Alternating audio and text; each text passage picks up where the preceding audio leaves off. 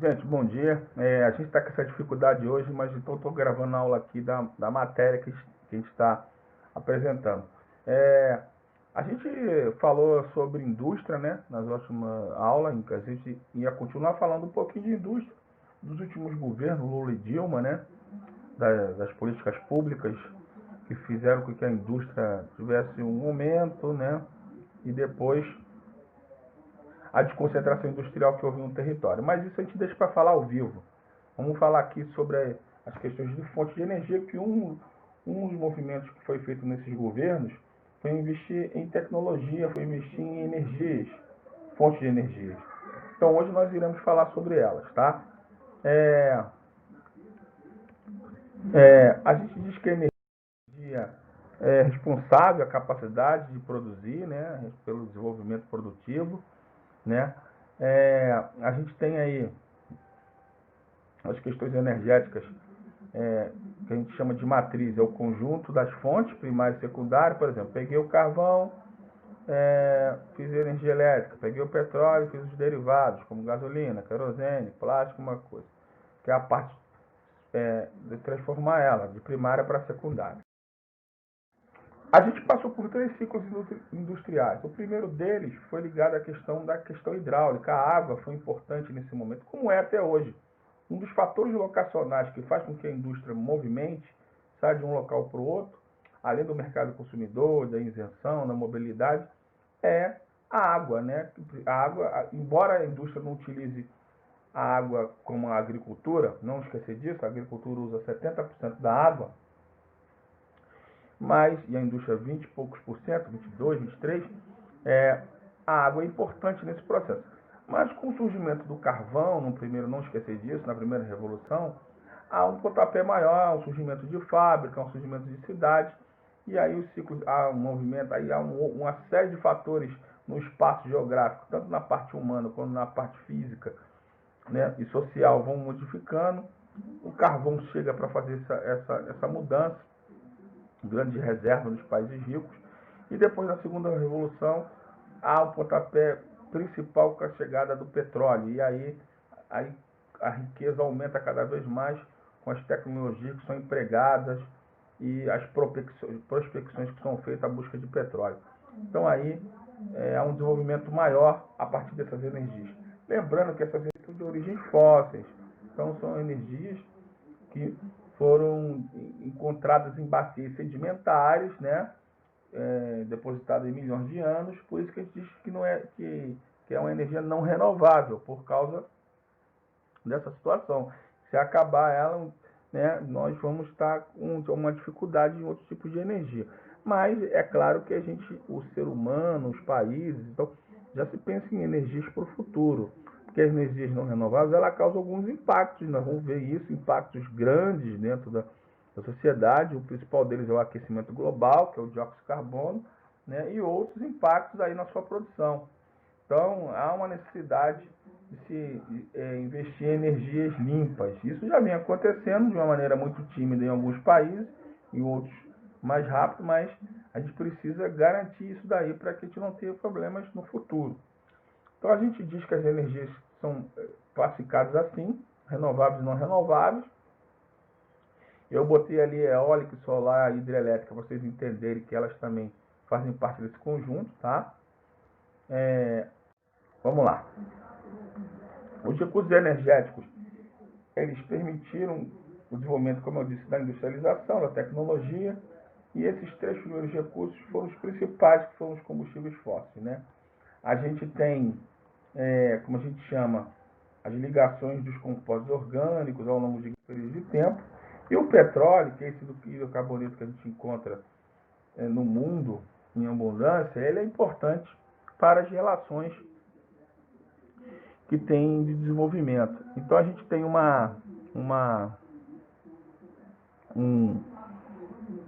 um recurso que vamos dizer que é a pérola negra, né? E ele acumulou, e esse recurso ele é muito utilizado hoje, né? Muito, né? Há muitos anos, embora venha a participação dele diminuindo, mas ele é o principal. Então ele se acumula em rochas, né? E depois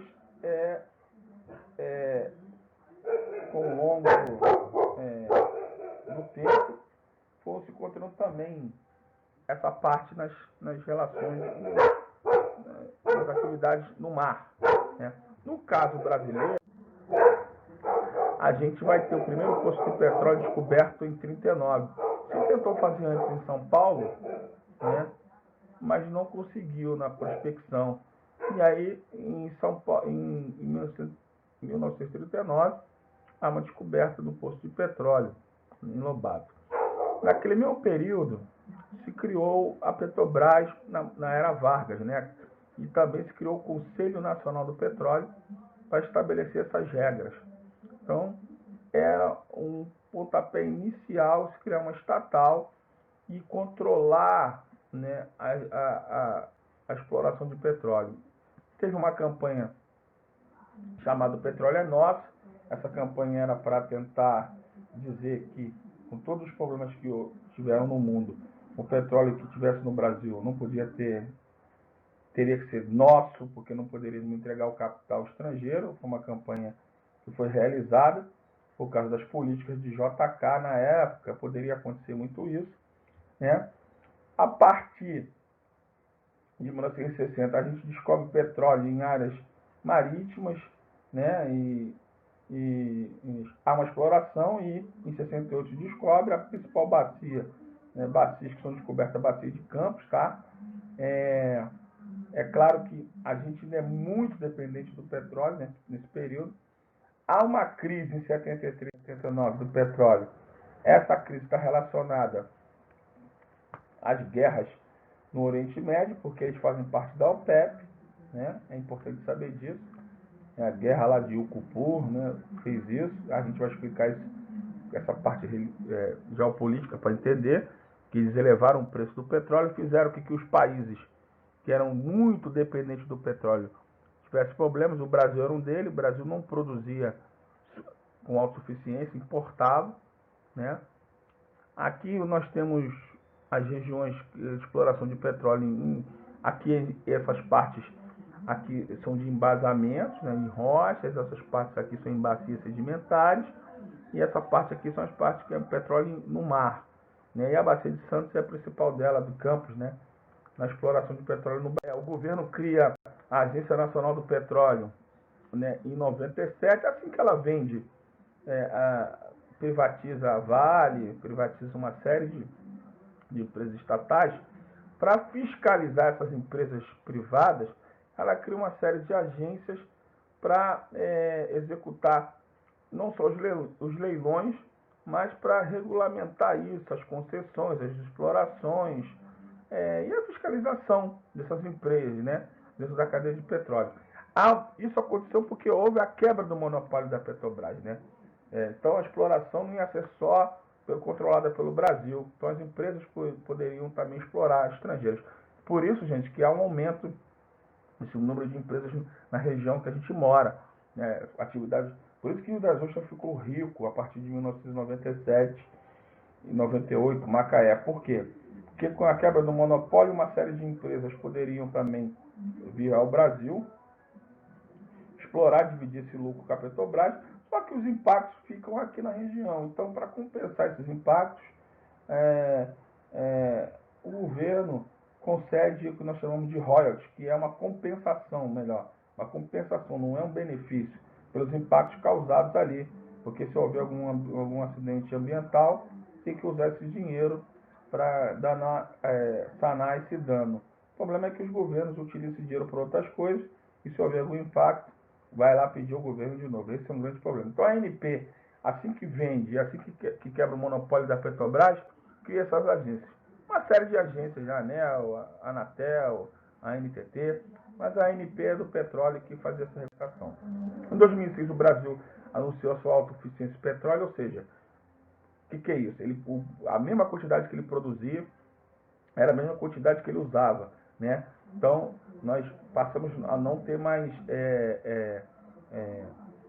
que comprar petróleo, né? De importar. Em 2010, nós passamos a não ser mais autossuficientes por causa do consumo interno, né? A economia ela funcionava de maneira muito estabilizada, né? Com as classes C, B, né, principalmente C, conseguindo ter a renda para adquirir vários produtos, e o consumo interno foi grande.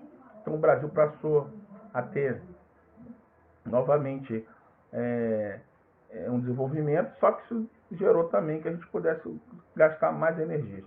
Então passamos a usar, a fazer novamente exportação. O Brasil importa ainda o óleo, né, que é o óleo diesel ainda, né, que é um derivado do petróleo, né. Mesmo autossuficiente em 2006, a gente ainda importava um óleo utilizado aí em automóveis e em outras tecnologias, né. Em 2007 a gente descobre o pré-sal, localizado na região da Bacia de Campos, né. Isso foi uma grande saída, que é a exploração de petróleo em águas profundas, né, uma riqueza maior. O Brasil é pioneiro nessa técnica, né. A capital do petróleo é aqui pertinho nossa, Macaé, mas a Bacia de Campos tem vários campos que são explorados. Aqui nós temos a bacia, por exemplo, essa aqui, ó, que é a principal bacia, que está muito pequena, eu não consigo ver melhor assim, mas essa bacia aí, ó, é a bacia que a gente mexe com a questão de petróleo.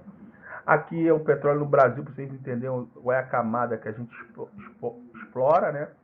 Ali a camada de sal, onde a partir das rochas profundas no interior, onde toda essa prospecção que vem da plataforma até o final. Então você imagina que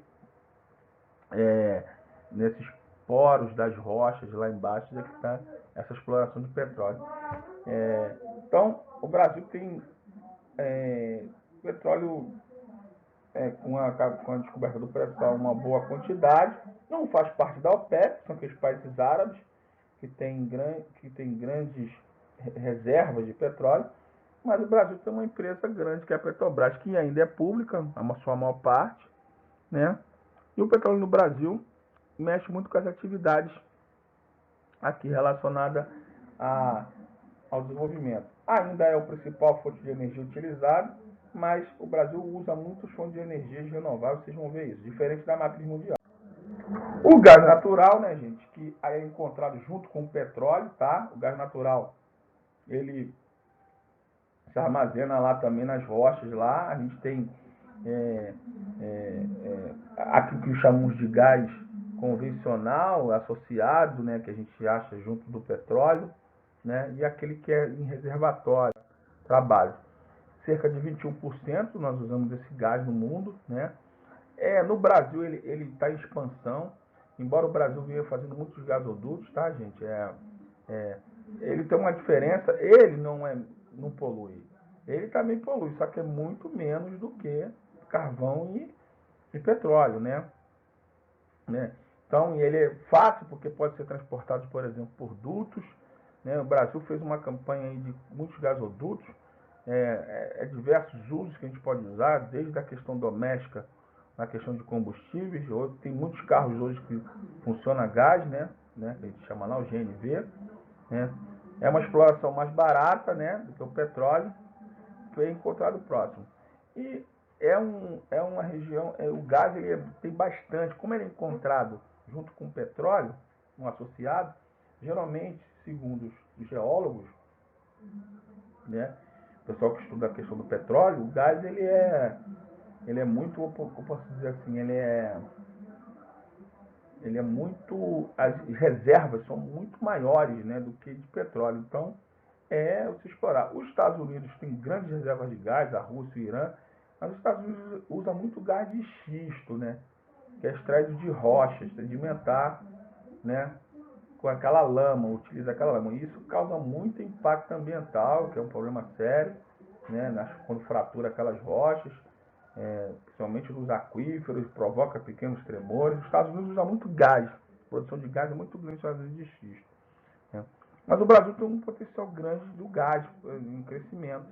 Acho que nós temos o gasoduto Brasil-Bolívia, que é um gasoduto grande, né, de uma parceria com a Bolívia, né? E aí nós temos assim algumas malhas de gasodutos no Brasil importantes para a indústria, né? E isso ajudou muito as indústrias no Brasil, né? Hoje 60%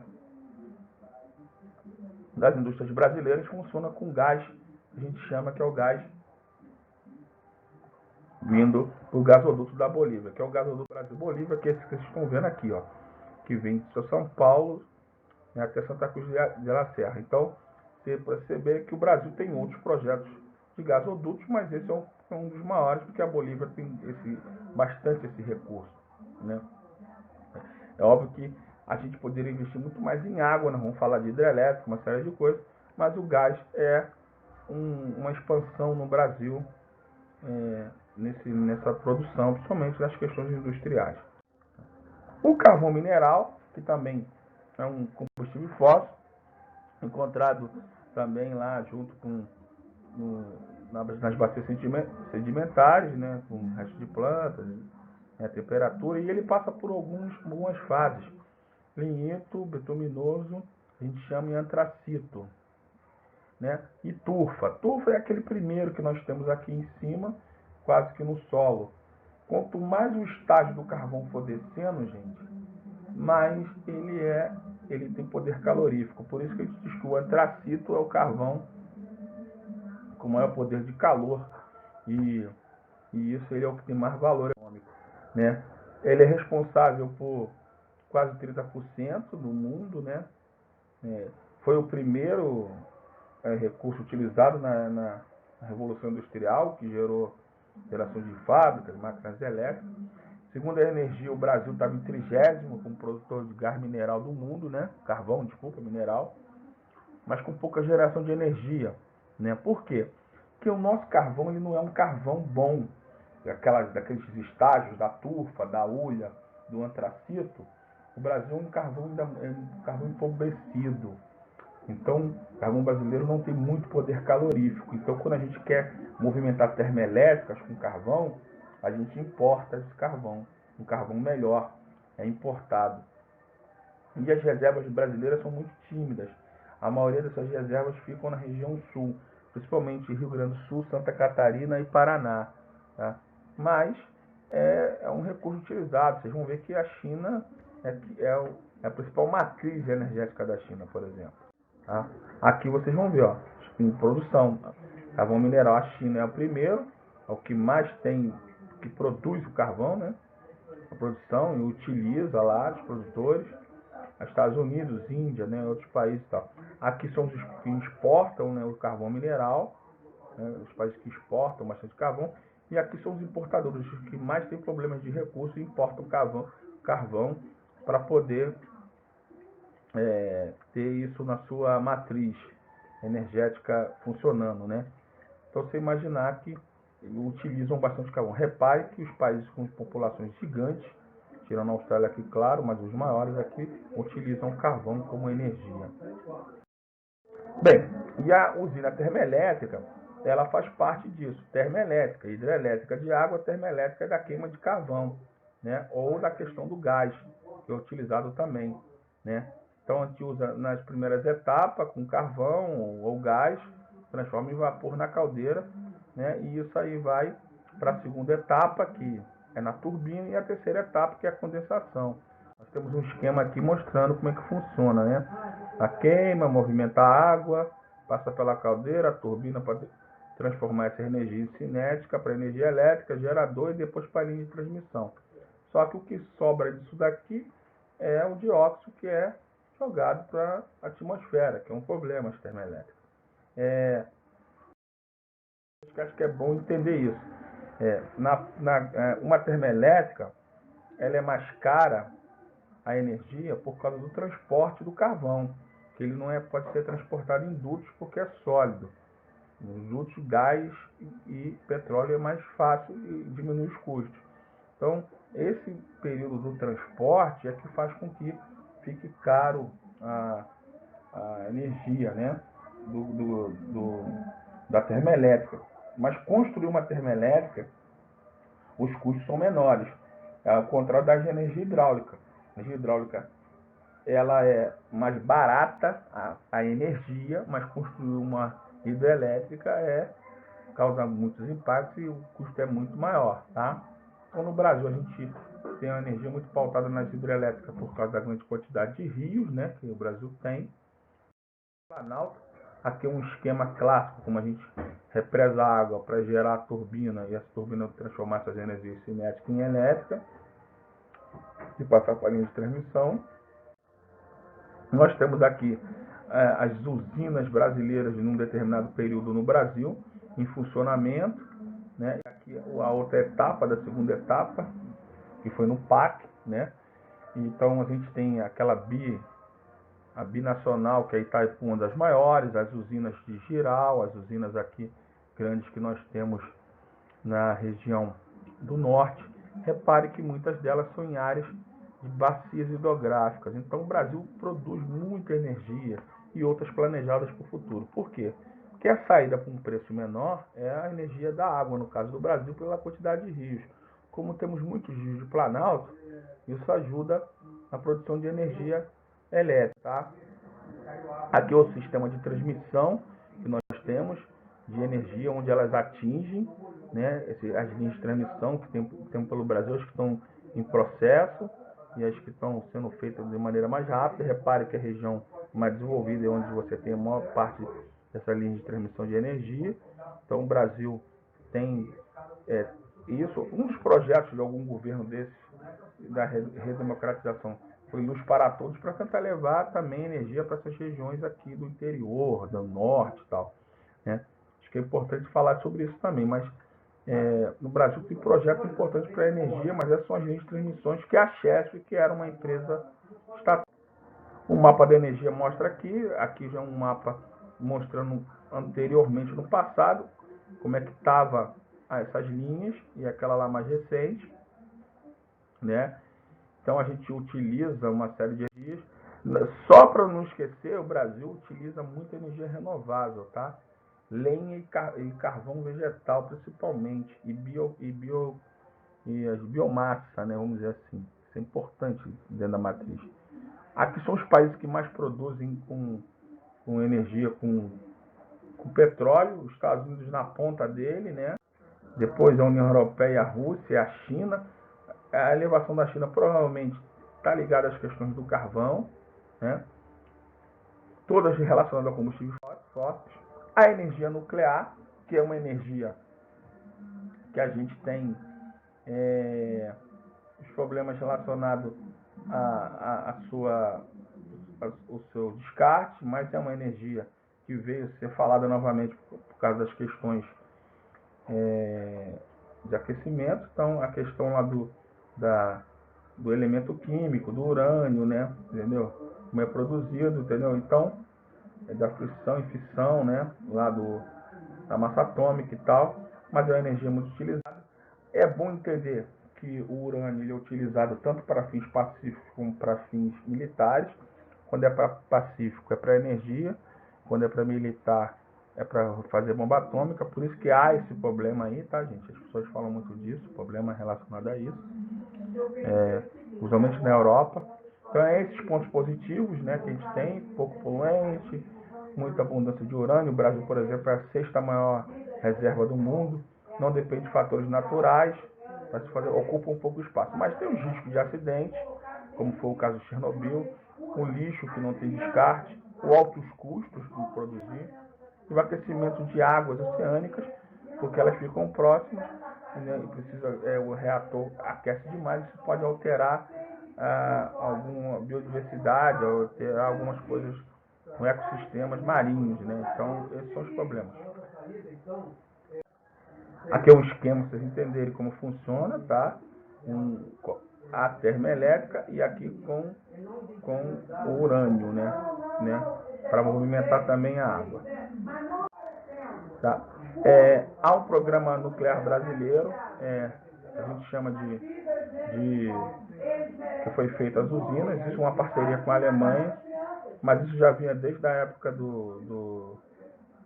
na época de Vargas, né, que quando criou o Conselho Nacional de Desenvolvimento Científico, que era mexer com as questões nucleares, mas houve muita crise, né, e somente a crise na era do governo militar, e aí a partir dos anos 70 há uma retomada, né, justamente a parceria com a Alemanha, né, e as crises do petróleo que atingiram, principalmente como nós falamos lá em 73 e em 79, com a guerra também do Irã e do Iraque, e em 73, com a questão lá da guerra no Oriente Médio, fez com que o Brasil não só fizesse outras formas de energia, que nós vamos falar na frente, como tivesse que produzir energia nuclear. O Brasil tem 2 usinas nucleares, tá? A primeira é a Angra 1, né? E a Angra 1 instalada em Angra dos Reis, aqui no Rio de Janeiro, né? Entrou em operação em 85. A segunda é a Angra 2 também, né? Construção também para aumentar a oferta de energia, né? A diferença aqui, como a gente botou aí, é que os alemães, no acordo, assim como é com a aviação, concordando em transferir tecnologia, né, para enriquecimento na operação, já na questão nos Estados Unidos não, os Estados Unidos têm seus interesses, né? O objetivo era fazer mais usinas, mas só que a usina Angra 3, a gente colocou aí por causa, ela era para ser feita nos anos de 2000, mas uma série de problemas de licenciamento ambiental e movimentos ambientalistas fizeram com que não pudesse ter esse tipo de usina, né? Que ficasse emperrada.